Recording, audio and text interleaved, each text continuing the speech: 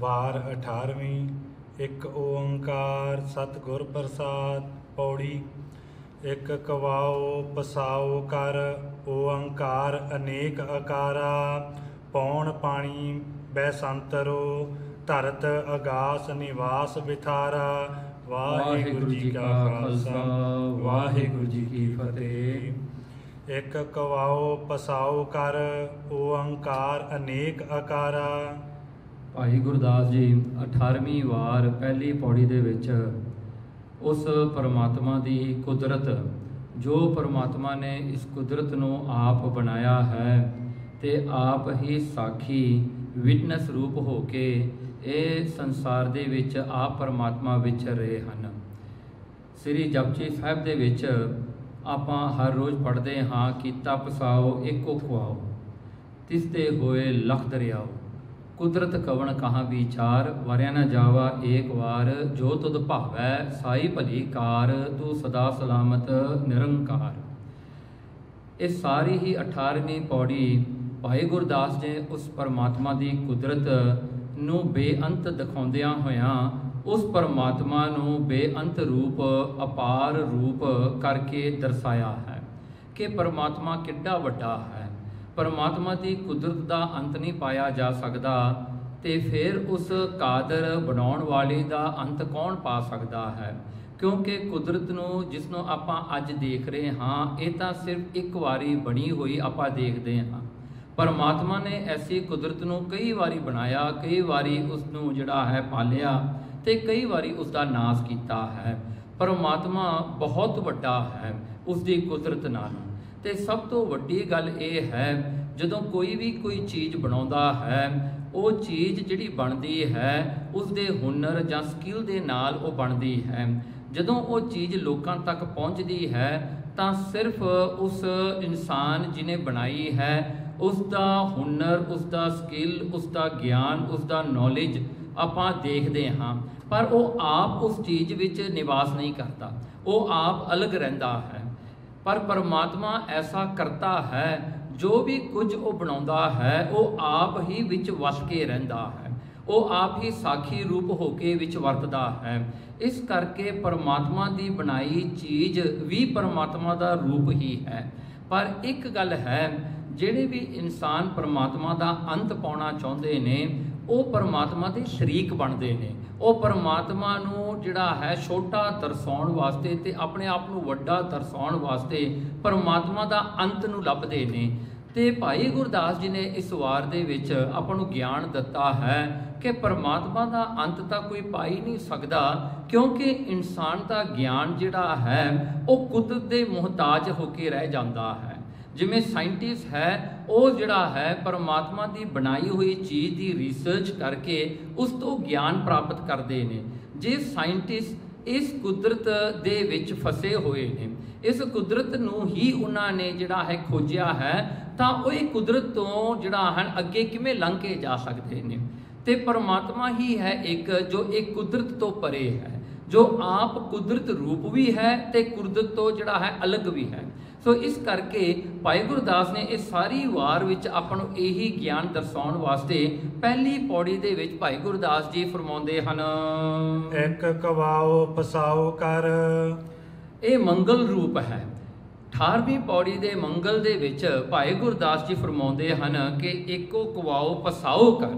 ਦੇਖੋ ਪਰਮਾਤਮਾ ਨੇ ਇਸ ਸੰਸਾਰ ਨੂੰ ਕਿਸ ਤਰ੍ਹਾਂ ਸਾਜਿਆ ਹੈ।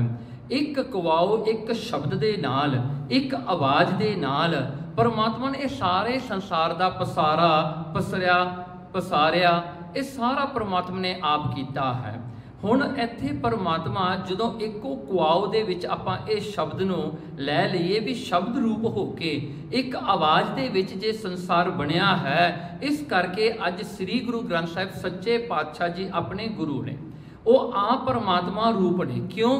ਕਿਉਂਕਿ ਸ਼ਬਦ ਨੇ ਹੀ ਤਾਂ ਇਹ ਦੁਨੀਆ ਨੂੰ ਬਣਾਇਆ ਹੈ। ਇਹ ਦੁਨੀਆ ਦਾ ਜਿਹੜਾ ਹੈ ਸਾਰਾ ਹੀ ਪਸਾਰੇ ਦਾ ਕਾਰਨ ਇੱਕ ਸ਼ਬਦ ਹੈ। ਇਹ ਸ਼ਬਦ ਨੂੰ ਉਚਾਰਨ ਕਰਨ ਵਾਲਾ ਪਰਮਾਤਮਾ ਹੈ ਤੇ ਉਹ ਆਪ ਹੀ ਸ਼ਬਦ ਰੂਪ ਹੋ ਕੇ ਅੱਜ ਇਸ ਸੰਸਾਰ ਵਿੱਚ ਗੁਰੂ ਰੂਪ ਹੋ ਕੇ ਇਸ ਸੰਸਾਰ ਨੂੰ ਤਾਰਨ ਵਾਸਤੇ ਪਰਮਾਤਮਾ ਨੇ ਆਪ ਆਪਣਾ ਜਿਹੜਾ ਹੈ ਆਪਣਾ ਪ੍ਰਕਾਸ਼ ਲਿਆ ਹੈ। ਹੁਣ ਭਾਈ ਗੁਰਦਾਸ ਜੀ ਕਹਿੰਦੇ ਨੇ ਜੇ ਇਹ ਕੁਦਰਤ ਨੂੰ ਉਸ ਪਰਮਾਤਮਾ ਨੇ ਆਪਣੇ ਸ਼ਬਦ ਦੇ ਨਾਲ ਹੀ ਇਸ ਦਾ ਪਸਾਰਾ ਕੀਤਾ ਹੋਇਆ ਹੈ। ਓੰਕਾਰ ਅਨੇਕ ਆਕਾਰਾ। ਹੁਣ ਉਹ ਸ਼ਬਦ ਓੰਕਾਰ ਹੈ। ਦੇਖੋ ਸ਼ਬਦ ਦੇ ਬਾਰੇ ਵੀ ਦੱਸਦੇ ਹਨ ਕਿ ਉਹ ਸ਼ਬਦ ਕਿਹੜਾ ਹੈ, ਉਹ ਓੰਕਾਰ ਹੈ।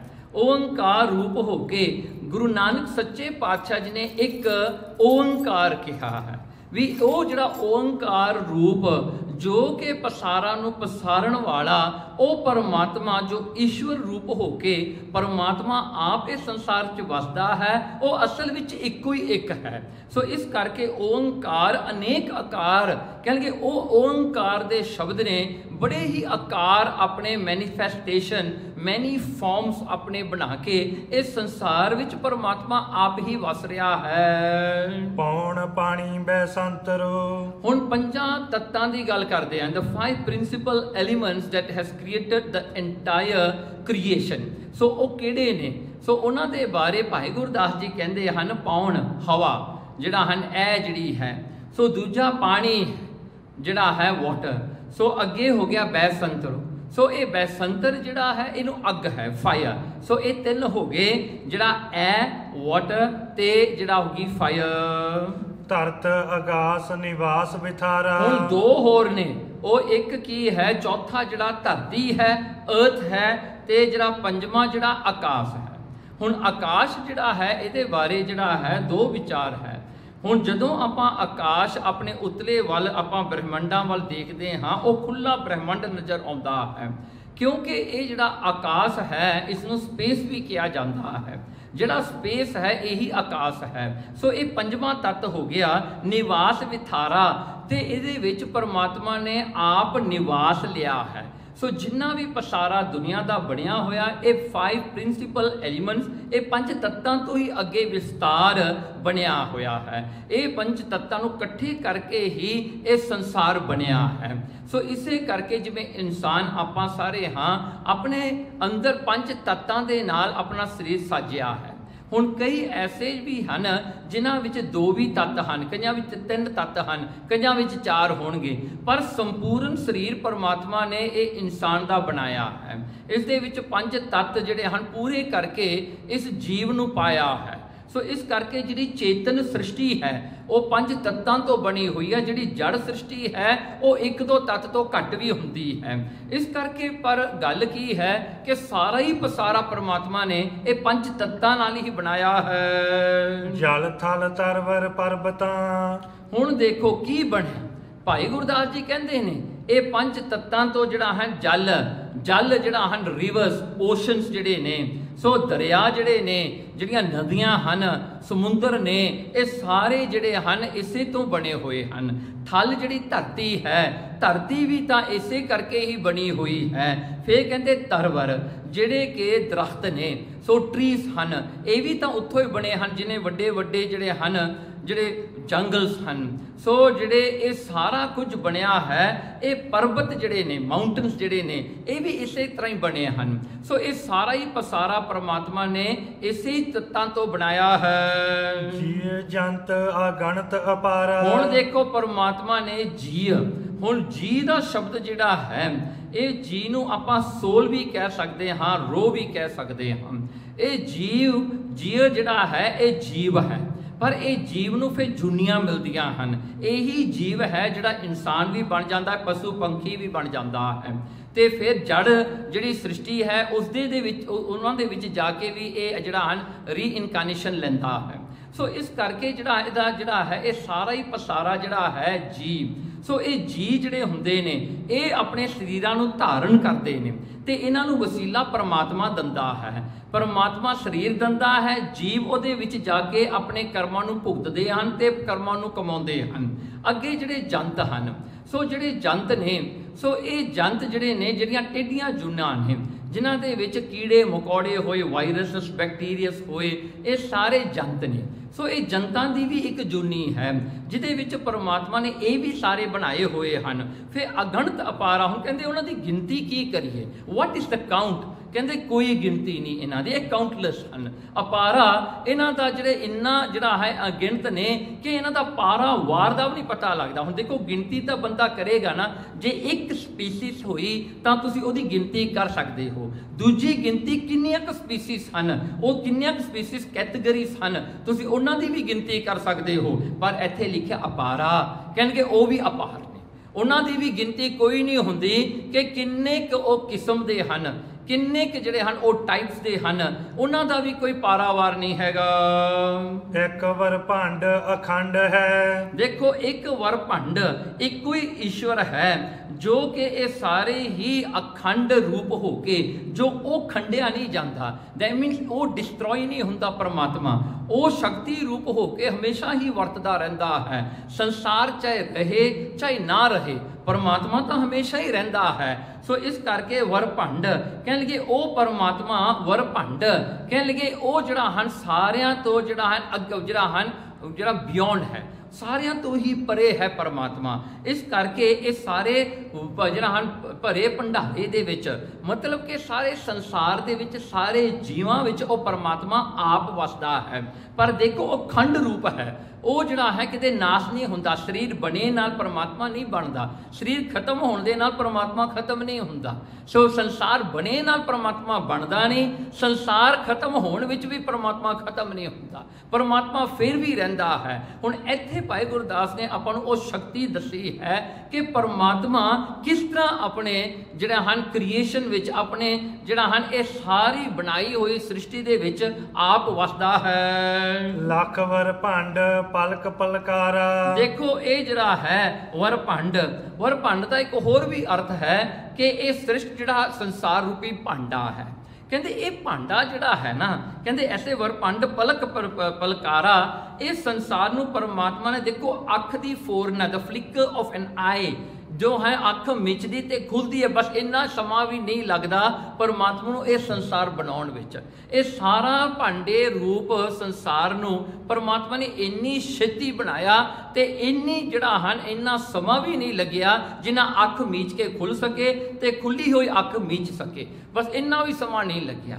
ਦੇਖੋ ਪਰਮਾਤਮਾ ਨੇ ਇਸ ਸੰਸਾਰ ਨੂੰ ਕਿਸ ਤਰ੍ਹਾਂ ਜਿਹੜਾ ਰਚਿਆ ਹੈ, ਇਸ ਕਰਕੇ ਉਹ ਬੇਅੰਤ ਹੈ। ਕਿਉਂਕਿ ਦੇਖੋ ਨਾ ਇੱਥੇ ਇੱਕ ਪੁਆਇੰਟ ਹੋਰ ਵੀ ਹੈ, ਭਾਈ ਗੁਰਦਾਸ ਜੀ ਨੇ ਆਪ ਨੂੰ ਸਮਝਾਇਆ ਕਿ ਜਿਹੜੇ ਇਨਸਾਨ ਹੁੰਦੇ ਨੇ ਨਾ, ਉਹ ਕਾਲ ਵਿੱਚ ਰਹਿੰਦੇ ਨੇ, ਉਹ ਸਮੇਂ ਵਿੱਚ ਰਹਿੰਦੇ ਨੇ। We are subjected to time, to a period of time. So ਆਪਾਂ ਇੱਕ ਟਾਈਮ ਦੇ ਵਿੱਚ ਵਰਤਦੇ ਹਾਂ, ਪਰ ਪਰਮਾਤਮਾ ਅਕਾਲ ਹੈ। ਇਸ ਕਰਕੇ ਜਦੋਂ ਆਪਾਂ ਉਹਨਾਂ ਦੀ ਕਿਰਤੀ ਨੂੰ ਦੇਖੀਏ ਸਮੇਂ ਦੇ ਮਾਪ ਦੇ ਨਾਲ, with the measurement of time, ਆਪਾਂ ਨਹੀਂ ਕਰ ਸਕਦੇ, ਕਿਉਂਕਿ ਪਰਮਾਤਮਾ ਅਕਾਲ ਰੂਪ ਹੈ। ਇਸ ਕਰਕੇ ਦ ਫਲਿਕਰ ਆਫ ਐਨ ਆਈ ਵਿੱਚ ਉਹ ਸਭ ਕੁਝ ਬਣਾ ਸਕਦਾ ਹੈ, ਉਹਨੂੰ ਟਾਈਮ ਦੀ ਲੋੜ ਨਹੀਂ। ਇਨਸਾਨ ਨੂੰ ਟਾਈਮ ਦੀ ਲੋੜ ਹੈ ਕਿਉਂਕਿ ਆਪਾਂ ਕਾਲ ਵਿੱਚ ਹਾਂ, ਆਪਾਂ ਉਹ ਸਮੇਂ ਵਿੱਚ ਫਸੇ ਹੋਏ ਹਾਂ। ਆਪਣਾ ਜੀਵਨ ਵੀ ਕਾਲ ਦੇ ਵਿੱਚ ਹੀ ਹੈ, ਸਮੇਂ ਦੇ ਅੰਦਰ ਹੀ ਹੈ, ਕਿਉਂਕਿ ਸਮਾਂ ਆਪਣੇ ਜਨਮ ਨਾਲ ਬਣਿਆ ਨਹੀਂ, ਨਾ ਇਹ ਸਮੇਂ ਨੇ ਮੁੱਕ ਜਾਣਾ ਆਪਣੇ ਮਰਨੇ ਦੇ ਨਾਲ। ਸੋ ਇਹ ਜਿਹੜਾ ਹੈ ਪਰਮਾਤਮਾ ਨੇ ਇਹ ਸਮੇਂ ਨੂੰ ਆਪਣੇ ਜਨਮ ਤੋਂ ਪਹਿਲਾਂ ਵੀ ਸੀ ਤੇ ਬਾਅਦ ਵਿੱਚ ਵੀ ਰਹੇਗਾ। ਇਸ ਕਰਕੇ ਆਪਾਂ ਸਿਰਫ ਉਹ ਕਾਲ, ਉਹ ਸਮੇਂ ਵਿੱਚ ਆਏ ਹਾਂ। ਇਸ ਕਰਕੇ ਇਹ ਸਾਰਾ ਹੀ ਪਸਾਰਾ ਪਰਮਾਤਮਾ ਨੇ ਅਕਾਲ ਰੂਪ ਹੋ ਕੇ ਉਹੀ ਜਿਹੜਾ ਹਨ ਇੱਕ ਅੱਖ ਦੀ ਪਲਕ ਦੇ ਵਿੱਚ ਹੀ ਬਣਾਇਆ ਹੈ। ਕੁਦਰਤ ਕੀਮ ਨਾ ਜਾਣੀਐ। ਇਸ ਕਰਕੇ ਕੁਦਰਤ ਕੀਮ, ਕੁਦਰਤ ਦੀ ਕੀਮਤ, ਕੁਦਰਤ ਦੀ ਵੈਲਿਊ, ਕੁਦਰਤ ਦਾ ਪਸਾਰਾ, ਜਿਹੜਾ ਐਕਸਪੈਂਸ ਹੈ, ਜਿੰਨਾ ਪਰ ਜਿਹੜਾ ਹਨ ਇਹ ਕੁਦਰਤ ਫੈਲੀ ਹੋਈ ਹੈ, ਕਹਿੰਦੇ ਨਾ ਜਾਣੀਏ, ਕੋਈ ਵੀ ਜਾਣ ਨਹੀਂ ਸਕਦਾ। nobody can ever understand, or nobody can ever measure, nobody can ever quantify the entire creation of God। ਪਰਮਾਤਮਾ ਦੀ ਕੁਦਰਤ ਨੂੰ ਕੋਈ ਵੀ ਜਾਣ ਨਹੀਂ ਸਕਦਾ, ਮਿਣ ਨਹੀਂ ਸਕਦਾ, ਗਿਣ ਨਹੀਂ ਸਕਦਾ। ਕੇਵਡ ਕਾਦਰ ਸਿਰਜਣਹਾਰਾ। ਪਰ ਦੇਖੋ ਕਹਿੰਦੇ ਜੇ ਇਹ ਕੁਦਰਤ ਬਣਾਈ ਹੋਈ ਪਰਮਾਤਮਾ ਦੀ ਦਾ ਅੰਤ ਨਹੀਂ ਪਾਇਆ ਜਾ ਸਕਦਾ। ਕਹਿੰਦੇ ਕੇਵਡ ਕਾਦਰ, ਫਿਰ ਉਹ ਕਾਦਰ ਬਣਾਉਣ ਵਾਲਾ ਜਿਹੜਾ ਹੈ, ਸਿਰਜਣਹਾਰਾ ਜਿਹੜਾ ਹੈ, ਇਹਨੂੰ ਸਿਰਜਣਾ ਕਰਨ ਵਾਲਾ, ਬਣਾਉਣ ਵਾਲਾ, ਪਾਲਣ ਵਾਲਾ, ਉਹਦਾ ਫਿਰ ਅੰਤ ਕਿਵੇਂ ਪਾ ਸਕਦੇ ਹਾਂ? ਹੁਣ ਦੇਖੋ ਜੇ ਉਹਦੀ ਬਣਾਈ ਹੋਈ ਕੁਦਰਤ ਨਹੀਂ ਕੋਈ ਅੰਤ ਪਾ ਸਕਿਆ ਤਾਂ ਪਰਮਾਤਮਾ ਬਣਾਉਣ ਵਾਲੇ ਦਾ ਕੌਣ ਪਾ ਸਕਦਾ ਹੈ। ਨੋਬਡੀ ਕੈਨ ਐਵਰ ਜਿਹੜਾ ਹਨ ਫਾਈਂਡ ਦੀ ਐਂਡ ਔਰ ਦਾ ਐਕਸਪੈਂਸ ਔਰ ਦਾ ਜਿਹੜਾ ਹਨ ਦਾ ਗ੍ਰੇਟਨੈਸ ਜਿਹੜਾ ਹਨ ਆਫ ਪਰਮਾਤਮਾ ਕਹਿੰਦੇ ਕੋਈ ਵੀ ਜਾਣ ਨਹੀਂ ਸਕਦਾ, ਕਿਉਂਕਿ ਉਹ ਤਾਂ ਏਡਾ ਵੱਡਾ ਹੈ, ਕਿਉਂਕਿ ਉਹਦੀ ਕੁਦਰਤ ਦਾ ਵੀ ਅੰਤ ਨਹੀਂ ਪਾਇਆ ਜਾਂਦਾ। ਅੰਤ ਬੇਅੰਤ ਨਾ ਪਾਰਾਵਾਰਾ। ਦੇਖੋ ਅੰਤ ਬੇਅੰਤ ਹੈ। ਕਹਿੰਦੇ ਜਿੱਥੇ ਇਨਸਾਨ ਦਾ ਅੰਤ ਆਉਂਦਾ ਹੈ, ਜਿੱਥੇ ਇਨਸਾਨ ਦੀ ਬੁੱਧੀ ਦਾ ਅੰਤ ਆਉਂਦਾ ਹੈ, ਜਿੱਥੇ ਇਨਸਾਨ ਦੀ ਸਮਝ ਦਾ ਅੰਤ ਆਉਂਦਾ ਹੈ, ਉੱਥੋਂ ਹੀ ਪਰਮਾਤਮਾ ਦੀ ਬੇਅੰਤਤਾ ਸ਼ੁਰੂ ਹੁੰਦੀ ਹੈ। That is the beginning of the limitless of Paramatma. Jithe when it comes to the end of our intellectual or our knowledge, that is where Paramatma starts its limitless. ਜਿਹੜਾ ਹੈ ਉੱਥੋਂ ਪਰਮਾਤਮਾ ਸ਼ੁਰੂ ਹੁੰਦਾ ਹੈ। ਦੇਖੋ ਇਸੇ ਕਰਕੇ ਇੱਥੇ ਜਿਹੜਾ ਹਨ ਭਾਈ ਗੁਰਦਾਸ ਨੇ ਅਖੀਰਲੀ ਪੰਕਤੀ ਵਿੱਚ ਆਪਾਂ ਨੂੰ ਦੱਸਿਆ, ਕਹਿੰਦੇ ਹੇ ਇਨਸਾਨ ਤੂੰ ਇੱਕ ਗੱਲ ਸੋਚ ਲਾ, ਕਹਿੰਦੇ ਜਿੱਥੇ ਤੇਰਾ ਅੰਤ ਹੈ ਨਾ ਉੱਥੇ ਪਰਮਾਤਮਾ ਦਾ ਬੇਅੰਤਤਾ ਸ਼ੁਰੂ ਹੁੰਦੀ ਹੈ। ਤੋ ਇਸ ਕਰਕੇ ਨਾ ਪਾਰਾਵਾਰ ਕਹਿੰਦੇ ਕਿ ਉਹਦਾ ਪਾਰਾਵਾਰ ਵੀ ਕੋਈ ਨਹੀਂ ਜਾਣ ਸਕਦਾ। ਉਹਨੂੰ ਜਿਹੜਾ ਹਨ ਕੋਈ ਵੀ ਆਪਣੇ ਜਿਹੜਾ ਹਨ ਆਪਣੇ ਇੰਦਰੀਆਂ ਦੇ ਵਸੀਲੇ ਦੇ ਨਾਲ, ਆਪਣੇ ਮਨ ਦੇ ਨਾਲ, ਆਪਣੀ ਬੁੱਧੀ ਦੇ ਨਾਲ, ਆਪਣੇ ਗਿਆਨ ਦੇ ਨਾਲ ਉਸ ਪਰਮਾਤਮਾ ਦੀ ਬੇਅੰਤਤਾ ਨੂੰ ਨਹੀਂ ਜਾਣ ਸਕਦਾ। ਇਸ ਕਰਕੇ ਭਾਈ ਗੁਰਦਾਸ ਨੇ ਇਹਦੇ ਵਿੱਚ ਸੋਲੂਸ਼ਨ ਵੀ ਦਿੱਤਾ ਹੈ, ਅੰਤ ਬੇਅੰਤ।